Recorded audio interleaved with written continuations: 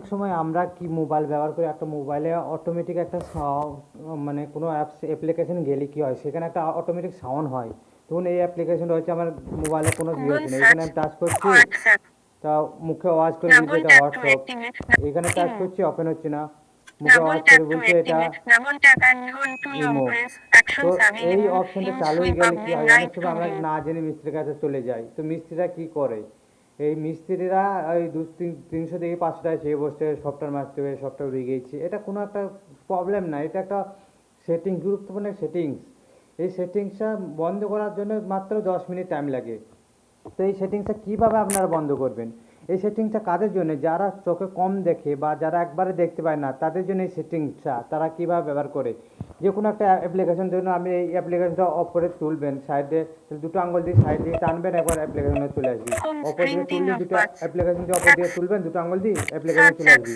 যদি একটা আঙুল দেন তাহলে হবে না, দুটো আঙুল দিয়ে টানতে হবে, তবে অ্যাপ্লিকেশন ওঠানামা করবে। এবার দুটো অ্যাপ্লিকেশন দুই আঙুলে তুলবেন।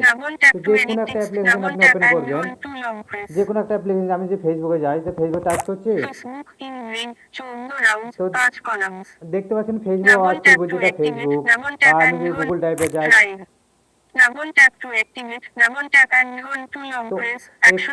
এখানে বলেছে যে গুগল ড্রাইভ ডাবল ট্যাপ করুন। যে তো এই জিনিসটা কারা ব্যবহার করে, যারা ধরেন কম দেখে চোখে বা একবারে দেখতে পায় না, তাদের জন্য এই অ্যাপটা।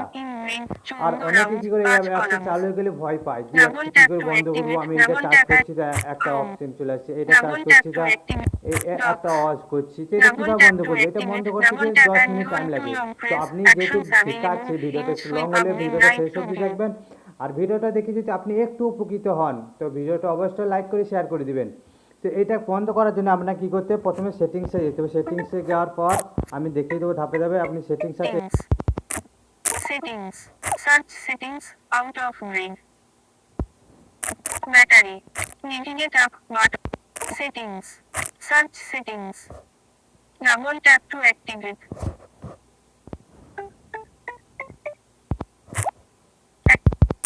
Accessibility. তারপর আপনি দেখেন অন করে দিলাম। এখানে টেপার পর আপনাকে যে টিপতে হবে সেখানে প্রথমে টিপ করবেন, আওয়াজ হবে, তারপর ডাবল ট্যাপ মারবেন। তো আমি এখানে যে টক বেলটা অন হয়ে আছে এটা অফ করব। তো টক বেলে ক্লিক করলাম, এখানে ক্লিক করার পর এখানে ডাবল ক্লিক করবেন। ডাবল ক্লিক করার পর টক বেলটা ওপেন হয়ে গেল।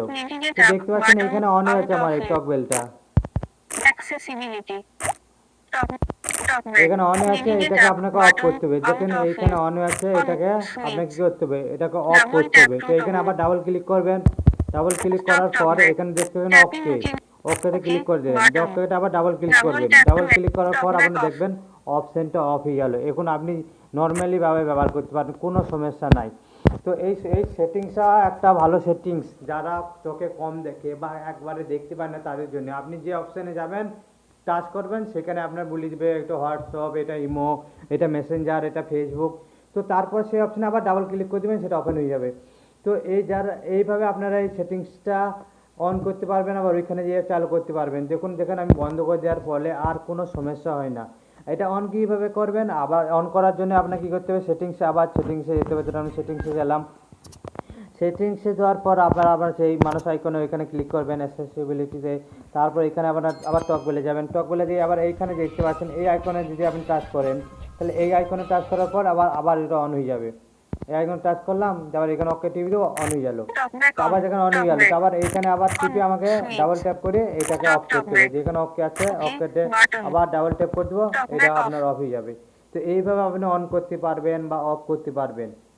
আর এটা কি করে, যে এটা ব্যবহার করার সময় ব্লুটুথ কানেক্ট করলে আপনার সবথেকে ভালো হয়। আপনি ব্লুটুথ কানে লেগে থাকবে আর আপনি এটা ব্যবহার করতে পারবেন।